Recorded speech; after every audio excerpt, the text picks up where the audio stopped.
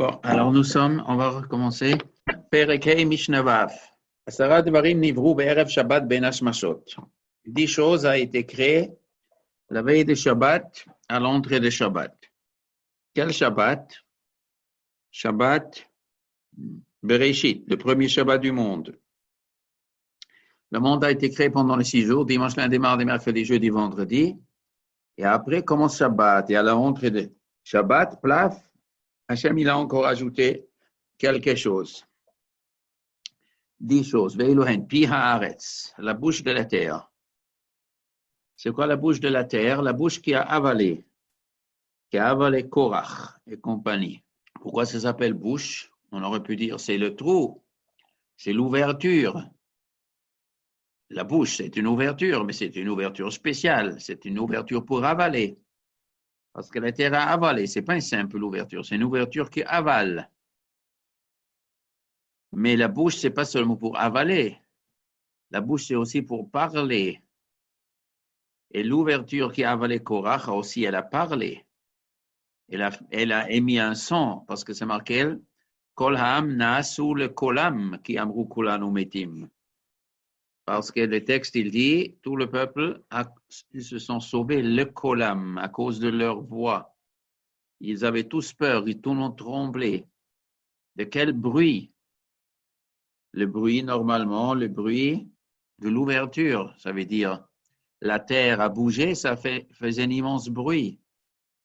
Mais le problème, il fallait pas marquer le kolam, il fallait marquer le kolo, sa voix, la voix de la terre. Pourquoi le kolam, il y a un pluriel? Donc, il faut dire le kolam, c'est le pluriel de quoi? De Korach Va'adato. Korach et Datan Vaviram qui se sont fait avaler leur voix. Et leur voix, ils ont crié. Et leur voix était agrandie par l'écho.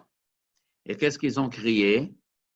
Ce que la Gemara nous dit. Moshe Emet ve Torato Emet vanachnu badaim.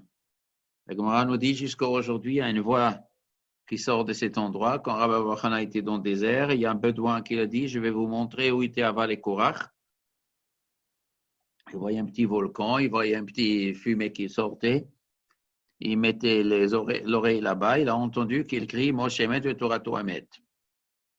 Donc, ce cri, Korach, il a crié. Et cette voix leur a fait peur à tous les Juifs.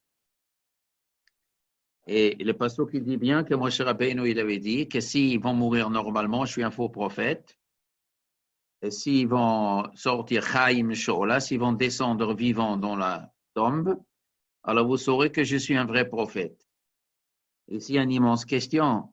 Comment Moshe Rabbeinu, il dit, s'ils vont mourir autrement, je serai un prophète? Mais il n'était pas un faux prophète, ça n'existait pas. Moshe, c'est le vrai prophète. Qu'est-ce que ça veut dire? Il dit, s'ils vont mourir normalement, je suis un faux prophète. C'est du pur mensonge, je suis un vrai prophète. Point à la ligne, on ne peut pas. Le sens de Moshe Rabbeinu, il dit, s'ils vont mourir normalement, vous allez croire que je suis un faux prophète. Je suis un faux prophète, je suis un vrai prophète. Mais vous allez me soupçonner que je suis un faux prophète. Ve'im bria yivra Hashem. Et si Dieu va faire un bria, cette pierre va ouvrir la bouche, ils vont descendre de Chaim vivant, vous saurez que je suis un vrai prophète. Pourquoi? Parce que s'ils vont descendre morts, vous allez toujours penser que je suis un faux prophète. Et c'est simplement un tremblement de terre. Mais si la terre va s'ouvrir, ils restent vivants et ils vont crier Moshe Emet ve Torato Emet, vanachnu abadaim, si eux vont avouer qu'ils sont menteurs, là vous allez croire. C'est ça que Moshe Rabbeinu dit. Im bria yivra Hashem upatz ta'aretz et pia ve'yerdu chayim she'ola vidatem ki Hashem shlachani, que Dieu m'a envoyé. Parce que vous saurez, parce que le menteur lui-même, il a reconnu, et en vérité, ils vont reconnaître qu'ils ont menti, ils ont inventé un truc contre moi. Donc ça, c'est pi haaretz. Donc c'est archi important. Et pourquoi le bon Dieu, il a créé ça? Ben Hashmashot, à la rentrée de Shabbat. Pourquoi il ne l'a pas créé lundi, au mardi, au mercredi, au vendredi matin? C'est comme il dit le Ramban. C'est que les 6 jours de la création correspondent aux 6000 ans de l'histoire. Et le vendredi, c'est le 6e millénaire. Chaque un jour, c'est 1000 ans, comme ça il dit le Ramban. Vous, le Mekoubalim, ils disent le Ramban, le Rikanti, le Rabbeinu Bachai, tous ils marchent le même chemin, que les 6 jours, c'est un Zohar quelque part, les 6 jours de la création correspondent aux 6 000 ans. Donc du vendredi, les créations du vendredi, c'est les créations du 6e millénaire. Et donc, le Shabbat, c'est Mashiach. Et Ben Hashmashot, c'est les venues de Mashiach.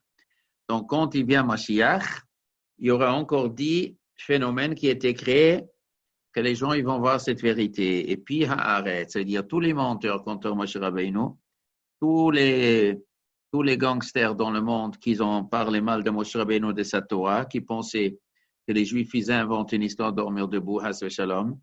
Nous avons menti, on a raconté au nom de Moshe Rabbeinu qu'il y avait une Torah. Tous ces bouches-là, ils vont reconnaître qu'ils ont menti. Moshe Med, Vetoratu Amet, Vanachnu Badaim. Comme ça, le monde entier va crier. Donc ça, c'est le pi haaretz, ce merveille de l'ouverture de la bouche qui crie que Moshe dit la vérité. Ça va être dévoilé avec une grande puissance à la venue de Mashiach. Ou pi habe'er, la bouche du puits. Quel puits? Le puits de Myriam. Et pourquoi il a une bouche? Pour faire sortir de l'eau. Alors pourquoi ça s'appelle pi? Pi, ça veut dire pour chanter. Parce que le père de Myriam faisait chanter. Myriam était une chanteuse. Elle a chanté la Shira. Et après, elle n'a pas chanté la Shira de la Ber, mais après, tous les Juifs, ils ont chanté grâce au père de Myriam. C'est une immense chanson. Et ce Be'er a fait sortir de l'eau qui réjouissait les Juifs. C'est une bouche qui chante la gloire des Juifs. Et à la fin des 40 ans, ils ont chanté les Juifs. Pi ha-Be'er. Pi ha-Aton. La bouche de l'ânesse. Donc, la bouche de l'ânesse est aussi un phénomène. Qu'est-ce qu'elle a dit de si important? Elle a dit que quoi? Pourquoi tu me frappes? Ça fait 3 fois. Est-ce que j'avais l'habitude de te comporter avec toi ici? Et l'ami a dit non. Donc, ce sont des paroles qui ont d'une puissance phénoménale. Pourquoi c'est une puissance phénoménale? Parce que Bilam était obligé d'avouer que l'ânesse n'avait pas la coutume, qu'aujourd'hui il y a quelque chose d'exceptionnel. Et qu'est-ce que c'est exceptionnel? Par exemple, la Gemara nous raconte que tous les gens autour de Balak, ils ont dit, Monsieur le prophète, vous avez du mal à votre ânesse, elle ne veut pas bouger, elle vous coince le pied, vous êtes énervé, vous frappez. Mais pourquoi vous avez pris cette bête-là si têtue? Dites-moi, vous n'avez pas de cheval? Un roi, un ministre, un riche, il chevauche sur un cheval, pourquoi vous prenez une ânesse? Alors Bilam il a répondu, bien sûr j'ai un cheval, mais par hasard mon cheval n'était pas là et j'étais pressé. Alors l'ânesse elle a ouvert la bouche et elle a dit, non, alors Anochi Atoncha, moi je suis ton Aton toujours. Il a dit, oui, ça c'est pour porter des bagages, tu es mon ânesse. Elle a dit, non, Asher Achavta alai, que tu as la coutume de chevaucher sur moi. Alors ils étaient tous bêtes, les gens autour. Mais pourquoi Bilam il chevauche? Toujours sur un ânesse. Alors il a dit, Bilam, bon, exceptionnellement, je chevauchais sur toi. Il dit, non, c'est pas vrai. Mais Odi Adayomazé, depuis que j'existe jusqu'à aujourd'hui, tu chevauches sur moi. Alors là, les gens autour, ils étaient encore plus étonnés. Mais qu'est-ce qu'il a, ce type avec cette ânesse? Jusqu'elle a craché les morceaux. Asken iskanti. Asken iskanti, Rashi raconte, ça veut dire tu avais des rapports avec moi. En vérité, Bilam était un pervers, le pire des pervers qui existe dans l'humanité. Il avait comme épouse l'ânesse. Et quand ils ont entendu ça, on a compris que ce prophète-là, qui déteste les Juifs, pourquoi il déteste les Juifs? C'est pas parce que c'est un grand philosophe et que sa philosophie l'amène à détester les Juifs. C'est pour tout à fait une autre raison. C'est parce qu'il est la créature la plus impure du monde. Lui, il ne peut pas supporter le peuple saint. Voilà le secret. Et ça, c'est le secret. Ça, c'est Pi Haaton, la bouche de Haaton qui s'est dévoilée à la rentrée de Shabbat. Et ça, c'est la promesse. Quand Mashiach va venir, tous les philosophes qui parlaient mal de nous, tous les écrivains, tous ceux qui accusaient les Juifs, tous ceux qui sont inspirés de Bilam de détester les Juifs, tous ces gens-là, Dieu va dévoiler que c'était des pervers. Ils avaient une vie perverse. Tous les antisémites, ils ont une vie perverse, en tout cas la grande majorité.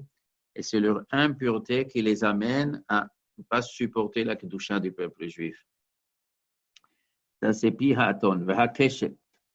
Et l'arc-en-ciel. L'arc-en-ciel qui est le symbole qu'Hachem ne va plus détruire le monde par un déluge. Et pourquoi pile l'arc-en-ciel, c'est le signe? Ils disent les Mefarshim parce que l'arc-en-ciel, c'est un demi-rang, un demi-cercle. Et les deux pieds de l'arc-en-ciel sont posés par terre. Et le sommet, il est en haut. Maintenant, quand on a un demi-cercle, il ressemble à un arc. Quand un homme il tire un arc, c'est un demi-cercle, il a le bois qu'il étend, qui pousse, et après il a la flèche qui tire. Et pour tirer la flèche, comment on fait? On tire l'arc, l'arc elle est étendue vers le devant, et derrière il y a une ficelle, et la flèche, elle est d'un côté sur la ficelle, l'autre côté sur l'arc, et après il lâche, et la flèche avance. Mais il faut tenir, mais la flèche va toujours vers l'endroit où l'arc est poussé vers le devant. Alors si maintenant Akadosh Baruch Hu, il est au ciel, donc Tracéchom, il veut détruire le monde, ça veut dire il tire des flèches. Alors si Dieu il aurait voulu tirer des flèches, il veut tenir un arc, il faut qu'il mette les deux pieds de l'arc vers le haut, vers le ciel, et le bout de l'arc vers le bas, le sommet. Or, c'est le contraire. Toujours un arc-en-ciel, les deux pieds sont sur terre, et le haut de l'arc, c'est vers le ciel. Ça veut dire on peut pas tenir comme ça. Et ça, c'était autrefois le symbole, quand deux pays se disputaient, quand on levait l'arc et on montrait l'arc vers l'arrière, ça veut dire qu'on arrête de faire la guerre. C'est le symbole. Donc, ici, Hachem, il a dit, j'enlève l'arc. Je fais un arc à verlan, je tire plus des flèches. C'est-à-dire, je ne vais plus vous embêter. Ça, c'est une explication de Keshet. Et l'autre explication de Keshet dont on a déjà parlé, c'est la lumière blanche qui se divise par le, je oublié comment ça s'appelle, comme s'il y a des cristaux, donc ça se sépare par la lumière blanche et ça fait du rouge, du vert, du jaune, etc. C'est séparé. Et dans la Kabbalah, on dit toujours la lumière blanche, ça représente le chesed, la gentillesse d'Hachem. Et après, il y a tous les midot, le rouge qui est midat hadin et les autres, des différents degrés de midat hadin. Tous ces choses-là sont inclus dans le chesed. Tout est makor à chesed. Même si Hachem Hashom il est dur, en vérité, ça vient aussi des makor de chesed. Et donc, ma boule, Hachem voulait montrer, même la maboule que je fais, c'était une de chesed, que je séparais le chesed, je vous montre que j'ai différentes façons de faire de chesed. C'est quand Akadosh Baruch Hu dit Hachem, j'aurais voulu faire du mal, mais je ne vous fais pas de mal. Je vous fais montrer que tout ce que je fais en vérité, c'est inclus dans le chesed, dans la lumière blanche. Alors, va Keshet. Haman. Haman. C'est quoi man? La manne que les Juifs ils ont mangé dans le désert. Et ça, c'est une minute. Pour le Keshet aussi, ça va se dévoiler à la rentrée de Shabbat. C'est-à-dire quand Mashiach va venir, là, Elianavi, tous les Juifs, ils vont poser des questions. Peut-être les Goïm aussi, en tout cas les Juifs. Ils vont demander à Elianavi, dis-nous pourquoi le monde avait tellement beaucoup souffert jusqu'à vous êtes venus. Alors, il va montrer, tout était chesed. En vérité, tous les midat hadin étaient inclus dans le chesed. Comme le Keshet, il était inclus dans le blanc. Après, le Haman. Le Haman, c'est la manne que les Juifs y mangeaient pendant 40 ans. C'est une lumière céleste avec laquelle les anges sont nourris. Et les Juifs, ils étaient nourris par cette nourriture exceptionnelle. C'est une nourriture qu'on pouvait toucher, qu'on pouvait manger, mais en vérité, c'est de la rouchniot. Et ça, c'est Shabbat, c'est rouchani. Et les 6 jours de la semaine, c'est la gashmi qui était créée. Et à l'entrée de Shabbat, la manne, c'est gashmi rouchani, c'est une forme gashmi, mais en vérité, c'est couleur rouchani, c'est pour ça qu'on ne peut pas aller aux toilettes. La rentrée de Shabbat, c'est déjà quelque chose du monde futur qui est dans ce monde. Et la manne, c'est une forme du futur, la nourriture de Olam Haba, qui est descendue ici sur terre. Donc, ça a été créé, Ben Hashmashot. Vahamate est le bâton de Moshe avec lequel il a fait tous les miracles. C'est aussi un bâton dur, mais en vérité, ça fait des miracles avec le nom Lutke Vavke. C'est Hachem, il supprime les lois de la nature et il fait régner que des choses rouchani. Les choses Shabbat qui est rouchani, il a fait rentrer dans un monde gashmi. Ça, c'est Nyan Vayinafash. ויחו לשמיים ארץ וחוצם ואחד השם וגוי משום איש בזו משום ויחל יבוא שבת מכל מלאכתו אשר ברא לעשות non, Vayinafash, le pasuk Vayinafash, Shabbat, Vayinafash, c'est le Nefesh. Hachem, il a mis le Nefesh dans le monde, c'est le Nefesh, le Neshama du monde, il a mis pendant Shabbat. Et le Maté, c'est le Nefesh de tous les miracles dans ce bâton dur. Shamir. Shamir, c'est quoi Shamir? C'est le fameux animal qui a des rayons laser ou je ne sais pas quoi dans la bouche, avec lesquels il coupe les pierres d'Avnei Milouim. Les Avnei Milouim, ils étaient gravés, les noms de Avraham Yaakov, sans qu'on a enlevé de la matière. C'est des rayons laser, un petit animal qui a fait ça. C'est aussi quelque chose de spécial. Vaktav et l'écriture des Luchot.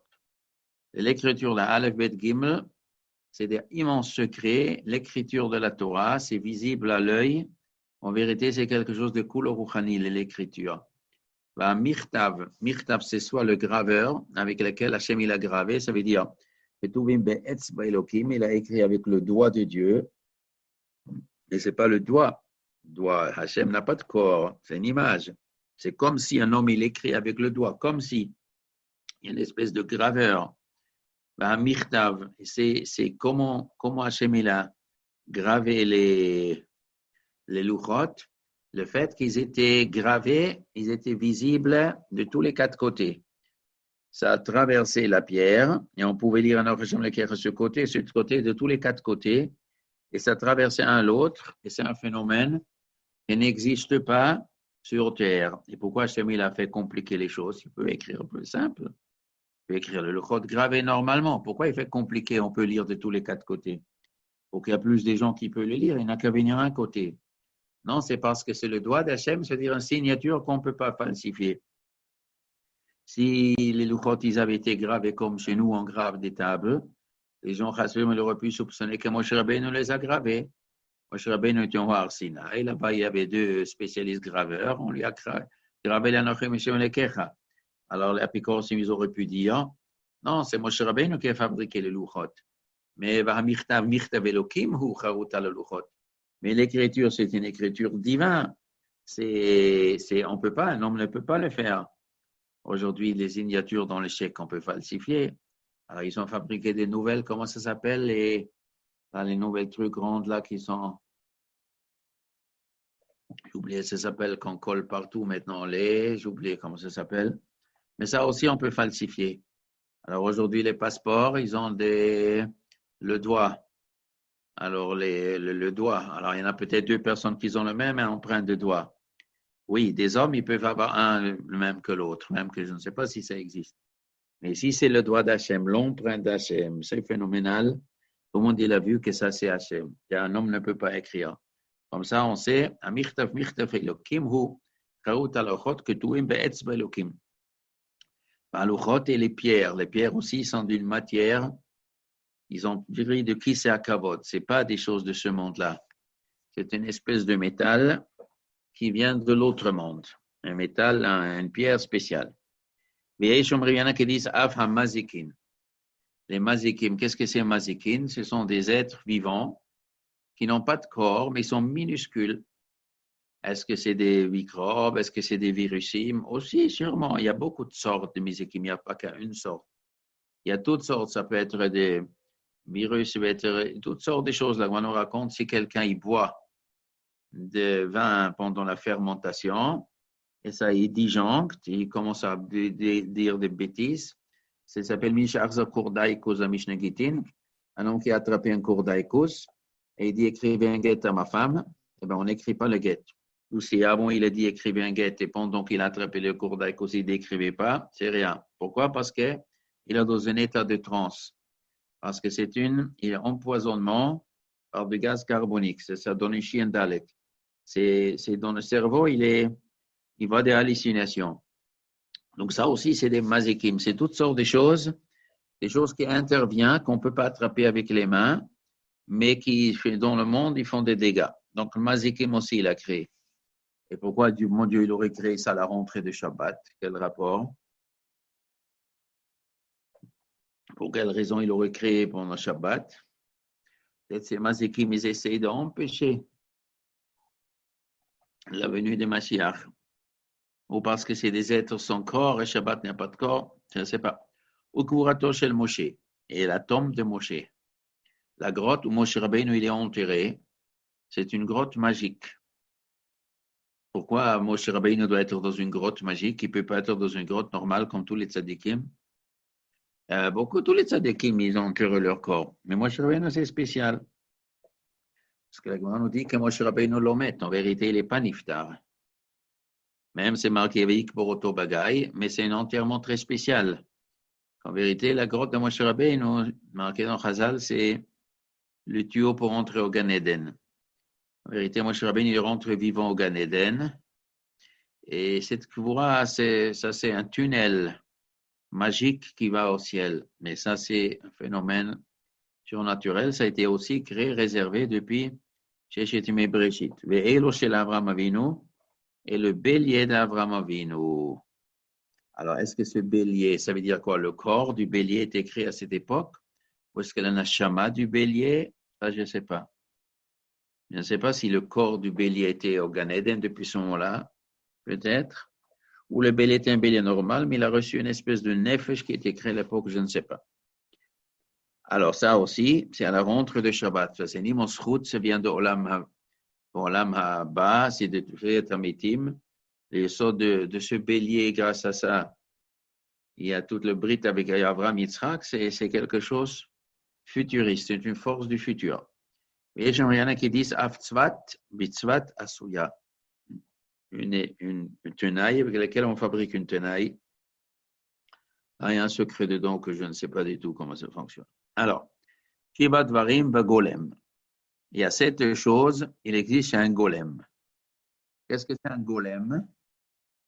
La traduction du mot golem, ça veut dire un objet qu'on fabrique, la matière brute qui n'est pas terminée. Quelqu'un veut fabriquer une table, il a pour le moment du bois, il essaye de faire la forme d'une table, mais il n'a pas terminé.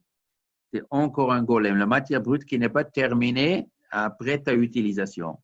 Ça peut être du ferraille, on va faire avec du ferraille une menorah, on a rendu chaud, on a donné un petit peu de la forme, soit qu'on n'a pas du tout donné de forme, soit que c'est déjà une certaine forme, mais elle n'est pas encore utilisable. Elle n'est pas terminée. Alors, il y a des hommes qui sont des golems. C'est des hommes qui ne sont pas terminés. Leur intelligence n'a pas bien mûri. Et ils parlent, ils raisonnent, ils sont un golem. Et c'est encore un golem. Tu parles avec des gens, ils sentent que tu as un golem devant toi. Il n'est pas mûr. Alors, Veshiva Bechacham, il y a 7 choses chez un homme qui est sage. Chacham, quels sont les signes? Donc, les 7 signes d'un sage, ça veut dire qu'il a mûri. Son intelligence est arrivée à un degré qu'on l'appelle Chacham. C'est Eino Medaber Bifnei Mishu Gadol Mimeno B'Chochma. Il ne parle pas devant quelqu'un qui est plus grand que lui dans la Chochma. Alors, un Chacham, il sait où il est. Il sait mesurer qui sont les gens autour de lui et qui est en train de parler. Quand il voit que l'autre il est plus Chacham que lui, il a la décence de se taire et de ne pas prendre la parole de lui. Il ne veut pas empêcher le public de profiter du Chacham. Si lui va commencer à parler, et lui il est moins Chacham que lui, donc il va forcer le public d'entendre ses paroles. Il va priver le public des paroles de quelqu'un qui est plus Chacham. C'est forcément qu'il pense que le public profiterait mieux d'entendre ce que lui il dit. Donc c'est un siman qui n'a pas de chokhma. Sa chokhma n'est pas mûre. Il croit encore que lui il est le plus Chacham, pas l'autre. Il vole le temps des gens. Et il n'écoute pas ce que le Chacham dit. Écoute ce que le Chacham dit, peut-être il va devenir plus intelligent. Alors donc, siman il n'est pas encore mûr de comprendre la chokhma. Il et il ne rentre pas au milieu des paroles de son copain. Tant que le copain n'a pas terminé son raisonnement, il ne lui coupe pas la parole. C'est quoi la logique?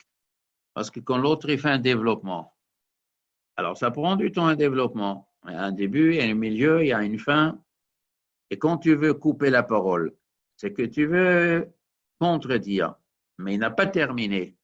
Peut-être quand il terminera, tu vas voir qu'il a raison. Il n'y a pas de raison de le contredire. Mais tu n'as pas entendu jusqu'à la fin. Alors pourquoi tu coupes? Il manque un chokma. Tu n'as pas assez savoir-vivre de savoir. Il faut juger ce que l'autre il dit. Si c'est juste ou faux, il faut juger une fois qu'il a terminé. Il ne faut pas lui couper la parole. Ve'eino nivhal hashif. Et il ne panique pas pour répondre. Ça veut dire quoi? Si lui, il développe quelque chose et quelqu'un lui pose une kushya, si on commence à paniquer, hein, siman qu'on ne domine pas le sujet. Et si on domine le sujet, on ne panique pas. Alors, un golem, il n'est pas terminé. Sa chokhmah n'est justement pas terminée. Alors, il peut perdre les moyens quand on lui pose une question. Et la chacham, enon nivhal, il ne panique pas de répondre. Il sait répondre. Il sait expliquer ce qu'il a dit. Shoel Ka'inyan, il pose la question, le sujet qu'on discute. Il pose pas une question hors sujet. Quand il y a des gens qui discutent quelque chose et quelqu'un il pose une question hors sujet au Rav, alors il fait dérouter tout le monde. Et quand on déroute tout le monde, on va mettre la tête ailleurs et pas ce qu'on en s'occupe. Donc on a détruit la discussion ici. Les gens ne peuvent pas continuer à réfléchir le sujet. Donc, c'est une diversion. Il fait une diversion. Diversion, c'est casser la chokhmah. Le type, il n'est pas chacham. Il ne pose pas la question, le inyan. Ou meishiv ka halakha. Il se répond que la halakha, c'est-à-dire que halakha, si c'est une question de halakha, c'est halakha. Si c'est une question pas halakha, halakha, c'est dire correctement tachlit. Pas tourner autour d'une philosophie. C'est pas ça qu'on cherche maintenant. Quand on cherche quelque chose, un sujet direct, il ne faut pas tourner avec d'autres choses qui ne correspondent pas après à la vérité. Un jeu de mots ou un développement philosophique, mais ce n'est pas ça. Mais on n'est pas en train de faire ça. Il faut répondre kahalacha pour ce qui correspond ici. Tu réponds la inyan. Ne fais pas de divertissement. Ni dans les questions, ni dans les réponses, ne fais pas de diversions. Le Omer al-Rishon, Rishon, bal-Acharon, Achron. Il dit sur le premier, sur le dernier. Alors, il y en a qui interprètent le sens, il est que quand quelqu'un pose deux questions, il faut d'abord répondre à la première question, après on répond à la deuxième question. Mais pourquoi? On peut aussi répondre d'abord la deuxième, après la première. En vérité, ça dépend qui est-ce qui pose la question. Parce que le premier pshat de la Mishnah, il est comme ça. Quand quelqu'un il fait un développement, des fois, un développement est composé de 2 ou de 3 éléments. Pour comprendre les 3 éléments, pour comprendre tout le sujet, il faut développer 3 sujets. Mais on ne peut pas comprendre le deuxième que si on connaît le premier. On ne peut pas comprendre le troisième tant qu'on n'a pas compris le deuxième. Donc, un homme, pour expliquer à l'autre quelque chose, il faut marcher dans l'ordre des choses. Tu dis numéro 1, on a compris. Sur numéro 1, il construit un deuxième raisonnement 2, il construit un raisonnement numéro 3. Maintenant, quelqu'un qui est désordonné, un golem, il commence avec raisonnement 3 et personne n'y comprend. Après, il fait 2, et après, il fait 1. Et après, les gens sont complètement troublés. Ça, c'est pas comme ça qu'on explique. Vomer al-Rishon, c'est dire ce qui doit être expliqué en premier, il dit en premier. Et ce qui doit être expliqué à la fin, il explique à la fin. Maintenant, ça peut aussi être si ceux qui demandent la question est intelligent et pose 2 questions, une première et une deuxième. Si c'est un homme intelligent, il a aussi une kavana dedans. Je vous pose 2 questions, monsieur. Je voudrais d'abord savoir la réponse à la première. Quand je saurai la réponse à la première, j'ai une deuxième question après. Dans ce cas-là, l'homme il doit répondre d'abord la première, après répondre la deuxième. Des fois, il y a des gens, qui pose des questions désordonnées, un golem qui pose la question. Si c'est le golem qui pose la question, il peut demander le deuxième sujet en premier et le premier sujet en deuxième. Dans ce cas-là, le maître il doit inverser, il ne doit pas répondre à la première réponse à la première question. Si l'autre demande désordonné, il faut répondre ça veut dire le premier développement qu'il faut comprendre au début et après à la fin. Mais si ce qui demande est intelligent, la réponse aussi doit être faite d'une manière intelligente. Et quand il veut dire un halakha qui n'a pas entendu de ses maîtres, que lui l'a fabriqué, il faut dire aux gens, sachez, c'est moi qui ai fabriqué ce chidouche. Ça veut dire, un rave qui dit des choses, il dit ce que je ne dis pas de moi. Ça, c'est la Torah que j'ai toujours entendu de mes maîtres. Mais au milieu, il y a quelque chose qu'il n'a pas entendu du maître. Il faut dire, je pense que ça c'est moi qui pense. Je ne dis pas sur de mon maître. Je ne dis pas c'est marqué sur Shulchan Aruch. Ça, c'est mon chidouche. C'est un halakha qui n'est pas marqué sur Shulchan Aruch ou qu'il y a deux avis dessus, que moi je pense comme ça. Alors là, on ajoute, moi je pense comme ça. Comme ça, les gens, ils savent que c'est lui. Et ce n'est pas le maître. Il faut savoir qui a dit les choses. Ou le pshat, alma shelo shama omer lo shamati, quand on ne connaît pas une halakha, et on demande un halakha, on ne connaît pas, mais on se gêne de dire « je ne connais pas ». Alors on dit la réponse « pourquoi tu dis mais tu ne sais pas ?» Parce que je me gêne de dire que je ne connais pas. Alors on dit « je connais ». Et ça, ce n'est pas bon. Ça, c'est un golem. Un chacham, il reconnaît la vérité qu'il ne sait pas.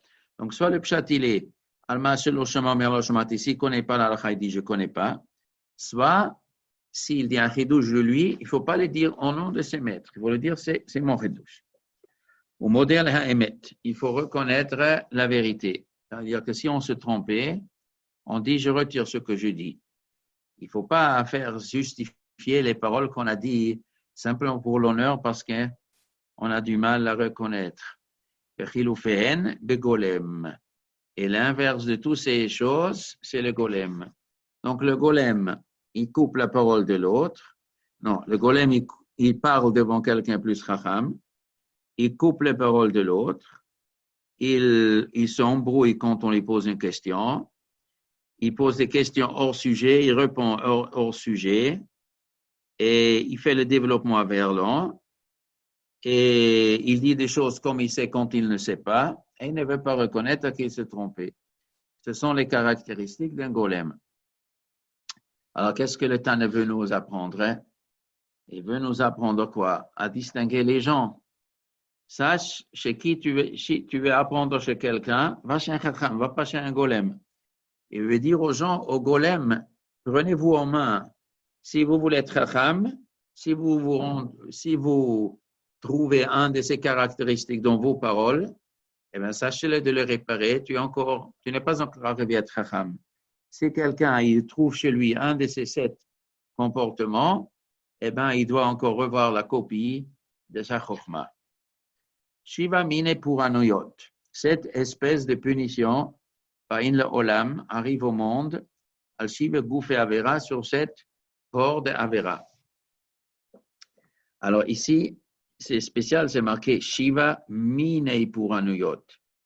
Al Shiva gouf et avera. Le Chol Etan, il aurait pu dire Shiva pour anoyot. Cette punition, Ba'in le olam, arrive au monde, al Shiva averot, sur 7 péchés. 7 punitions pour 7 péchés. Mais le Tana ne dit pas ça. Il dit 7 espèces de punition. Ce n'est pas une genre de punition, c'est une espèce de punition. Une espèce, c'est quelque chose qui, il n'y a pas qu'une chose, une espèce, l'espèce de fruits, beaucoup de fruits. Mine pour nous, goufei avera, ce corps d'Avera, pas 7 Averot, des goufim. Goufim, c'est un ensemble, un corps. Un corps, il est composé par les pieds, les mains, la tête. Des corps d'Averot. Les Averot, ils ont un corps. Alors, il y a 7 espèces de pournotes pour 7 corps de péché.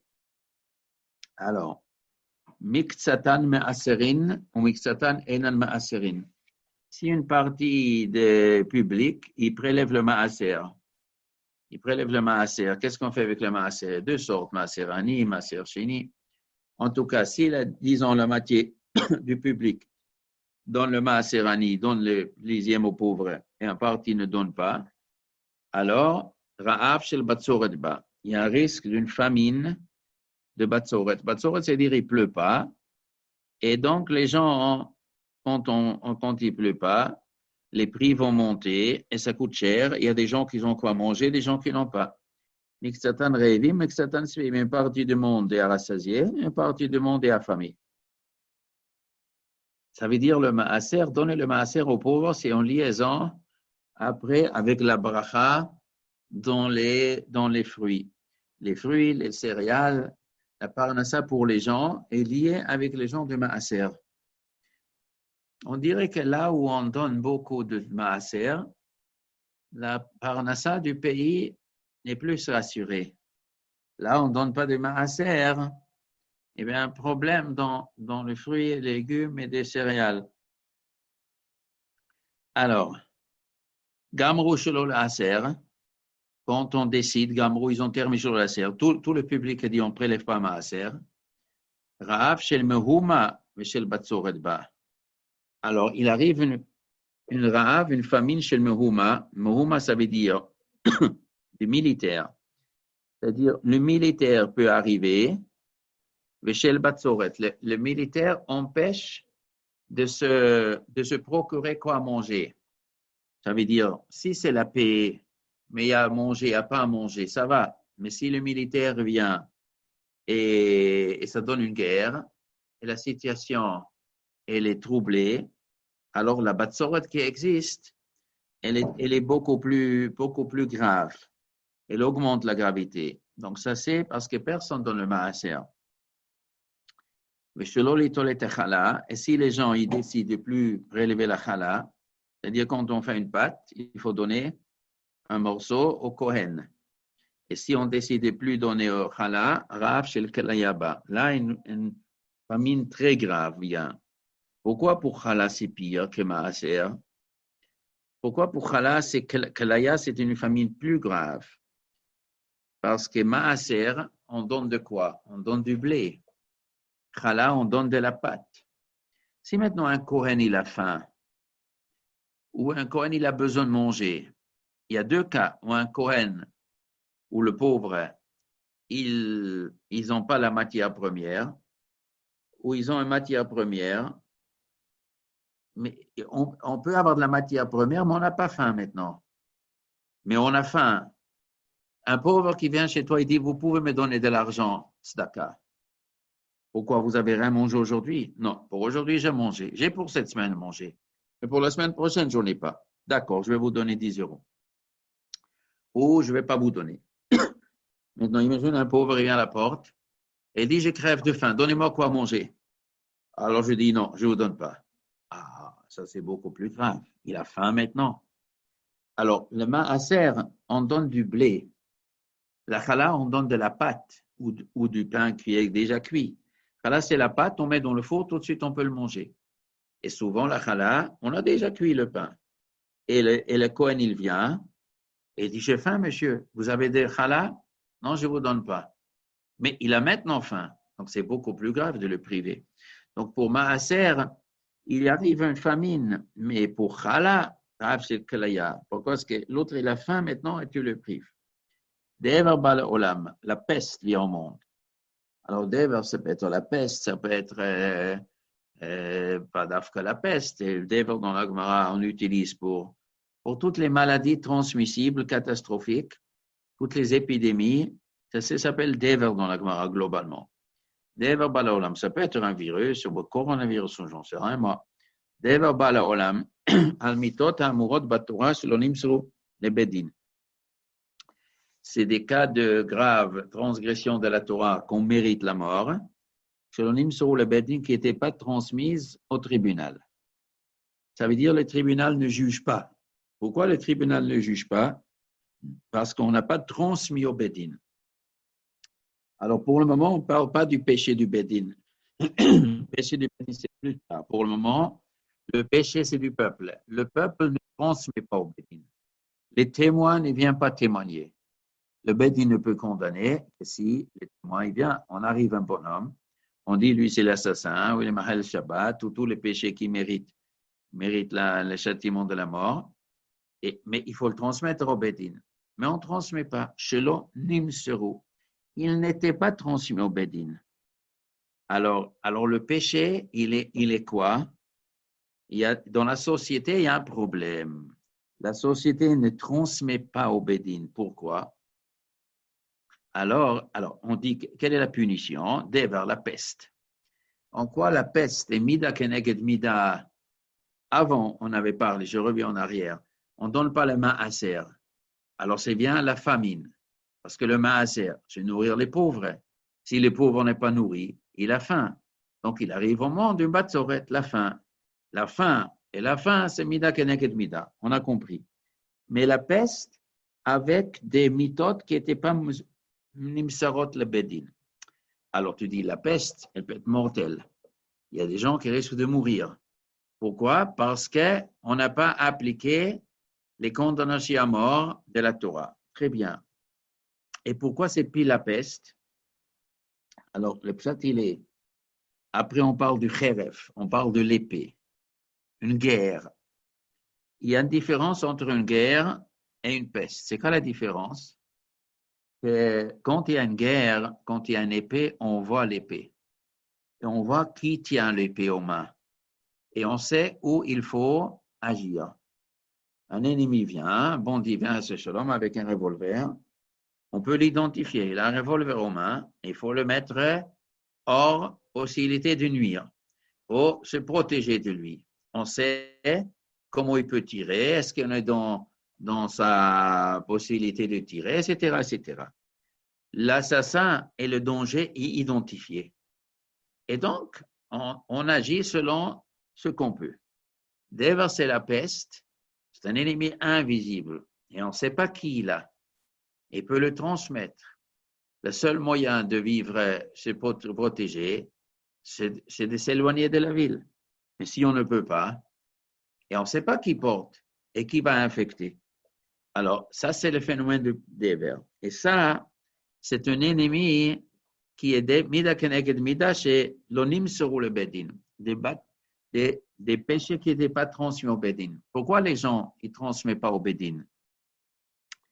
Parce qu'il y a dans la société un esprit de liberté, de permissivité. On ne veut pas qu'on punisse.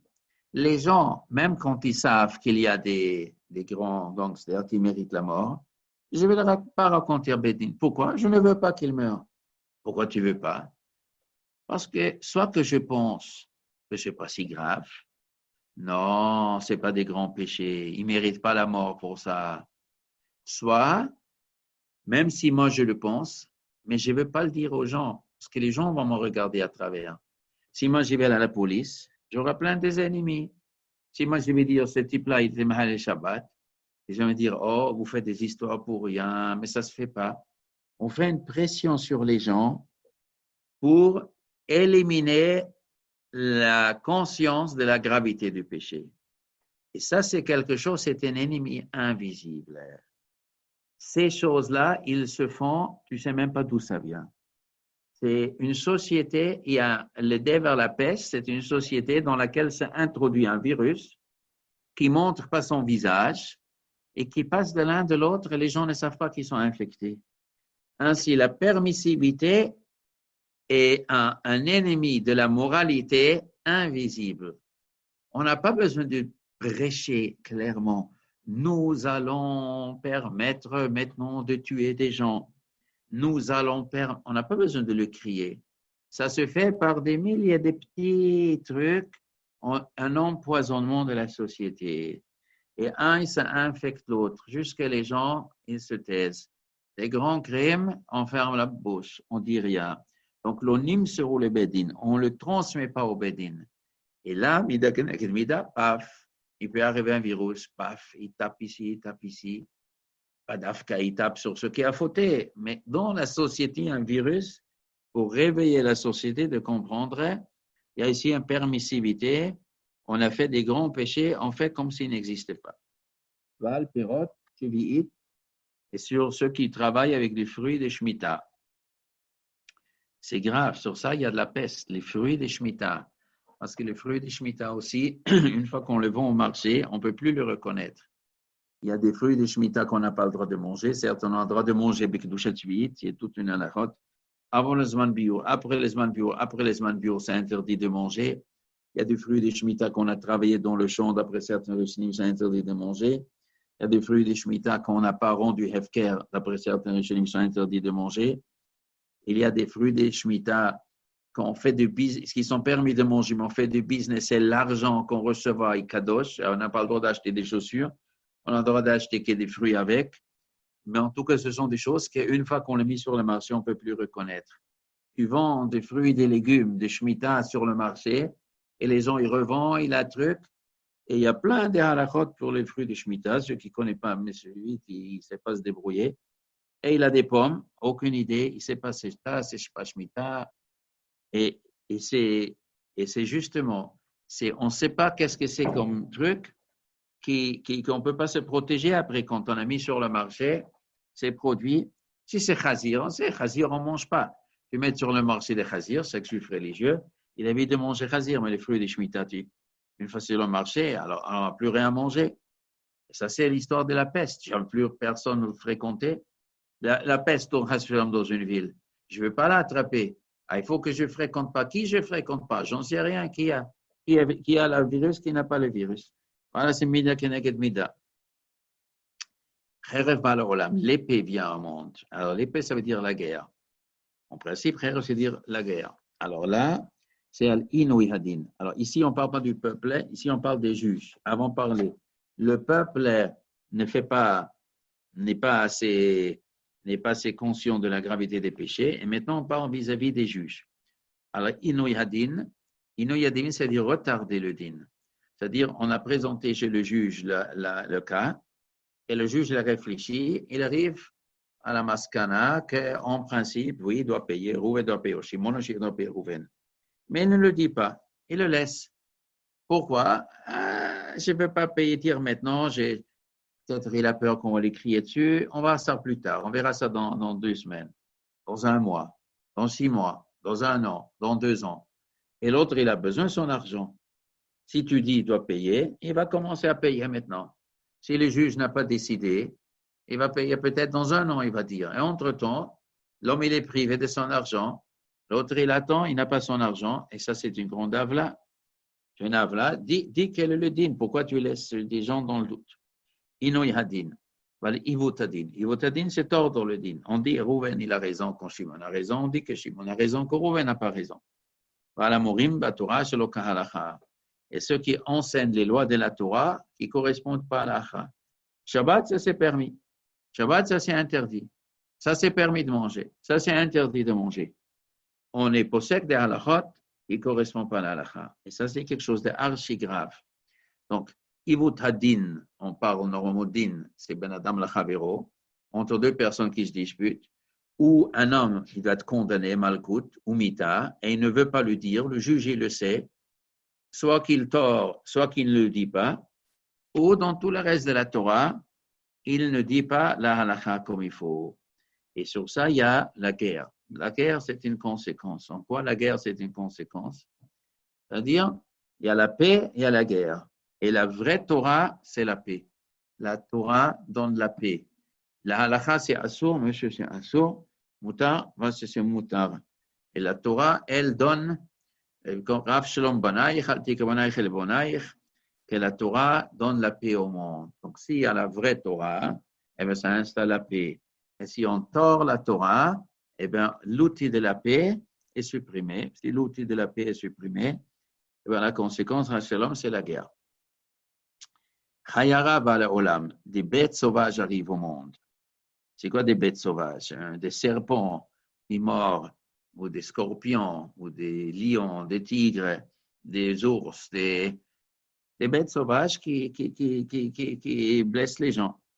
Ça, c'est quoi? Al-Shuvat Shav, Achilul Hashem. Sur un faux serment et sur la profanation du nom d'Hashem. En quoi ça, c'est Mida Keneged Mida? Ça veut dire, ça veut dire Chilul Hashem, c'est un homme n'est agressé par un animal que si l'homme est vu par l'animal comme un animal. Il y a un yesod. Quand Akadosh Baruch Hu, il a créé le monde, le Ramban dit, tout le Rishonim dit ça. Quand Akadosh Baruch Hu, il a créé l'homme, tous les animaux, ils avaient peur de l'homme. Vemoratrem, vechitrem, et je mettrai votre peur de Adam et Chava sur tous les animaux du monde. Chol chayat haaretz, chol behima, chol hagemes ometz al haaretz. Tous les animaux, ils ont peur de l'homme. Pourquoi? Parce que l'homme, il est créé b'tselem Elokim, à l'image de Dieu. Un lion, il voit un homme, mais b'tselem Elokim. Les animaux, ils ont peur du tselem Elokim. Donc, ils n'attaquent pas l'homme. Mais quand l'homme, chas v'shalom, il rejette le tselem Elokim, alors l'animal pense, c'est pas un divin celui-là, c'est un humain. C'est comme moi, c'est un animal sur deux pieds. L'animal sur deux pieds, chez les animaux, le grand, il mange le faible. Le fort mange le faible. Donc, l'animal peut attaquer un homme parce qu'il a perdu le tselem Elokim. Et l'homme, il perd le tselem Elokim quand lui, il profane Dieu, il profane sa partie Dieu en lui. Ça, c'est Chilul Hashem. Chilul Hashem, c'est quoi? C'est profaner la parole de Dieu. C'est profaner Dieu. C'est rendre Dieu choulin. On a déjà parlé de Chilul Hashem, de ça. Profaner Dieu, c'est rendre Dieu choulin, profane. C'est pas saint. C'est comme halal, c'est un cadavre. Un cadavre, un homme cadavre, c'est un homme qui a le corps, mais la partie âme a disparu. Il est resté halal. L'homme est profané. Il a perdu sa partie kedusha. Donc, le chilul Hashem, il fait que c'est vidé, on vide chas v'shalom kabayachol, l'emuna Hashem, on profane. Donc, l'homme, il se rend profane. Donc, son tselem Elokim est parti. Si son tselem Elokim est parti, les animaux, ils vont rencontrer ce monsieur, ils vont dire, ça, c'est pas un tselem Elokim, c'est un animal comme nous, et bien, on va le manger, on va le blesser. Et Shvuat Shav, faire un faux serment, c'est un chilul Hashem. Parce que c'est quoi un faux serment? Je jure en nom de Dieu que quelqu'un, il emprunte de l'argent, et l'autre dit, monsieur, vous me devez encore 1 000 euros. Ah non, je vous ai déjà remboursé. Ah non, vous ne m'avez pas remboursé. Ah oui, monsieur, je vous ai remboursé. Vous m'avez remboursé, je ne me rappelle pas. Ah oui, je me rappelle. Vous pouvez jurer. Et vous voulez que je vous jure? Il faut que je dise quoi? Dites, au nom de Dieu, je vous dis la vérité que je vous ai remboursé. Oui, je vous dis au nom de Dieu que je vous ai déjà remboursé. Ah, il a juré avec le nom de Dieu. L'autre, il va dire, bon, alors, je me suis trompé. Excusez, monsieur, si vous jurez au nom de Dieu, ça veut dire quoi, jurer au nom de Dieu? C'est comme, je vous assure au nom de Dieu. Ça veut dire quoi? Comme Dieu, il est vrai. Je vais peut-être vous voler 1 000 euros, mais je ne vais pas toucher l'honneur de Dieu. Ça, non. À vous, je vous vole peut-être 1 000 euros, mais je ne vais pas prendre Dieu comme témoin. Dieu dit, je prends Dieu comme témoin que c'est vrai ce que je dis, que je vous ai remboursé. Si c'est faux, c'est shalom, ça c'est un chilul Hashem. C'est profaner les paroles, c'est profaner Dieu. Et aussi, c'est la parole. Une Shvuat Shav, c'est la parole. Et la différence entre un homme et un animal, les deux mangent, les deux se reproduisent, les deux dorment, les animaux et les humains. Mais l'homme, il parle. L'homme, la parole de l'homme, la différence. Et parole, dire des paroles de faux avec le nom de Dieu, tu utilises ta partie humaine pour profaner Dieu, alors là, tu as perdu ta qualité de l'homme. Tu n'es plus un homme, tu es devenu un animal. Si tu es devenu un animal, eh bien l'animal t'attaque. Chayar ha'aba al-olam, al-Shvuat Shav, al-Chilul Hashem. Galut ba'al olam. L'exil vient au monde.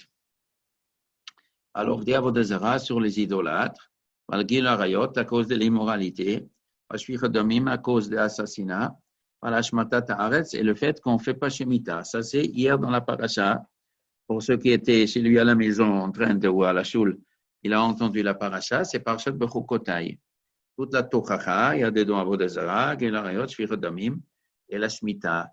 La Torah répète plusieurs fois dans Parashat Bechukotai, parce qu'on n'a pas fait Shemitah, il arrive l'exil. Donc l'exil, c'est carrément le déplacement du peuple juif vers un autre pays. Avant, on avait parlé Kheref, l'épée. Alors, l'épée, c'est une guerre. Mais bon, il y avait beaucoup de guerres qui étaient en Eretz Israël, mais les Juifs ne sont pas partis en exil. Il y a une guerre et une guerre, ça a existé, mais on est resté sur là. Bon, bah, c'est sûr, mais il y avait des morts, mais bon, on restait dans notre terre. Les galoutes, c'est carrément déplacé de la terre. C'est-à-dire, la terre ne peut plus supporter. Alors là, c'est que les gros calibres de péché, ça, c'est les plus grands. C'est Avodah les trois les plus grands péchés qui existent au monde.